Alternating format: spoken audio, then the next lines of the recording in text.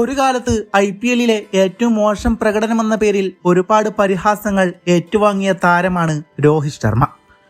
2010കളുടെ അവസാനത്തിന് ശേഷം IPL-ൽ ബാറ്റുകൊണ്ട് വലിയ അത്ഭുതങ്ങളൊന്നും സൃഷ്ടിക്കാൻ അദ്ദേഹത്തിന് സാധിച്ചിരുന്നില്ല. ഓരോ സീസണിലും 300 മുതൽ 400 റൺസിലൊതുങ്ങിയ ആ പ്രകടനങ്ങളെ പലരും കടുത്ത ഭാഷയിൽ വിമർശിച്ചു. കേവലം അവനൊരു മികച്ച IPL കളിക്കാരനല്ല എന്നിവരെ അവർ യാതൊരു ദയവുമില്ലാതെ പറഞ്ഞുകൊണ്ടേയിരുന്നു. എന്നാൽ ഇന്ന് കൊൽക്കത്തക്കെതിരെ കളത്തിൽ കണ്ടത് ആ പഴയ രോഹിത് ശർമ്മയല്ല. ഇത് തീർത്തും മറ്റൊരു അവതാരമാണ്. കഠിനാധ്വാനത്തിലൂടെ 15 കിലോയോളം ഭാരം കുറച്ച് പൂർണ്ണ ആരോഗ്യവാനായി എത്തിയ ഹിറ്റ്മാൻ 3.0.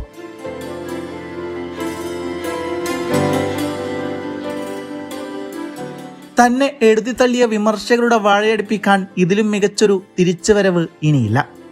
ഫിറ്റ്നസിന്റെ കാര്യത്തിലും ഫോമിന്റെ കാര്യത്തിലും അദ്ദേഹം ഇപ്പോൾ തന്റെ കരിയറിന്റെ ഏറ്റവും മികച്ച നിലയിൽ തന്നെയാണ്. കൊൽക്കത്ത നൈറ്റ് റൈഡേഴ്സിനെതിരെയുള്ള ഇന്നത്തെ മത്സരം IPL ചരിത്രത്തിലെ സുവർണ ലിപികളിൽ രേഖപ്പെടുത്തും. ലോക 1 നമ്പർ T20 ബോളറായ വരുൺ ചക്രവർത്തി പന്തെറിയാനെത്തിയപ്പോൾ സ്റ്റേഡിയത്തിലെ പലരും രോഹിതിന്റെ വിക്കറ്റ് വീഴുമെന്ന് പ്രതീക്ഷിച്ചു. എന്നാൽ സംഭവിച്ചത് മറിച്ചാണ്. ആ ഓവറിൽ 15 റൺസാണ് ഹിറ്റ്മാൻ അടിച്ചെടുത്തത്. അതിൽ ആ രണ്ടാമത്തെ ഇൻസൈഡ് ഔട്ട് സിക്സറൊക്കെ ഒരു കവിതാ തുല്യമായ കാഴ്ചയായിരുന്നു. ഒരു കാലത്ത് പതറിയ ബാറ്റിൽ നിന്നും അതിമനോഹരമായ ഷോട്ടുകൾ പിറന്നപ്പോൾ ആരാധകർ ആവേശ കൊടുമുടിയിലായി. അത്ഭുതങ്ങൾ അവിടെയും തീർന്നില്ലായിരുന്നു. വൈഭവിനെതിരെ നേടിയ ആ നോ ലുക്ക് 6 രോഹിതിന്റെ ആത്മവിശ്വാസത്തിന്റെയും മാസ്മരികതയുടെയും പ്രതീകമായിരുന്നു. വെറും 23 പന്തിൽ നിന്നാണ് അദ്ദേഹം തന്റെ അർദ്ധ സെഞ്ചുറി തികച്ചത്.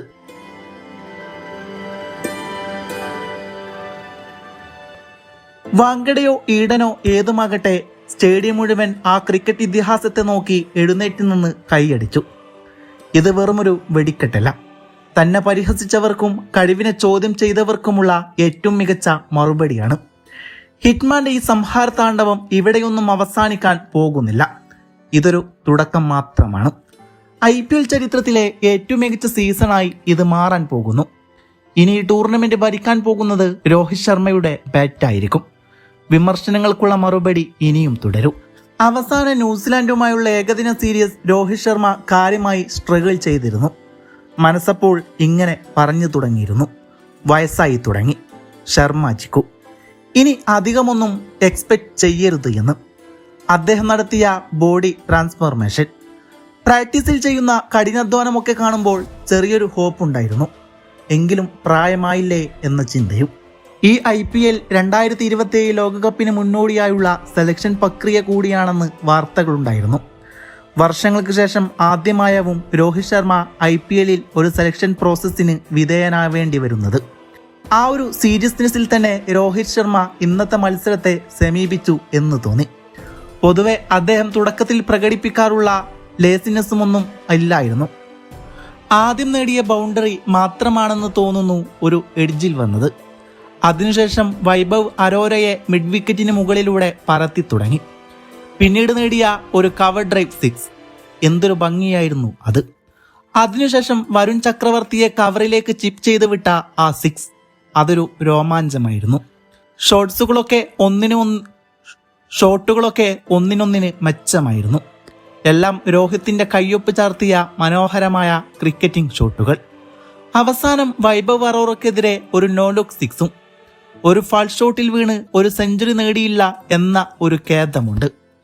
IPL-ൽ രോഹിത് ശർമ്മ അല്പം സീരിയസ് ആയി തന്നെ എടുത്തിട്ടുണ്ട് എന്ന് തോന്നുന്നു. ഈ ഇന്നിങ്സ് കൊണ്ട് ഒരുപാട് സ്വപ്നങ്ങൾ കണ്ടു തുടങ്ങി.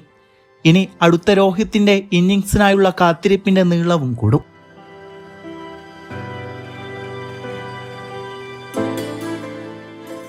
ഒന്ന് വീഴാൻ കാത്തിരിക്കുന്നവർക്ക് ഇനിയും കാത്തിരിക്കാം.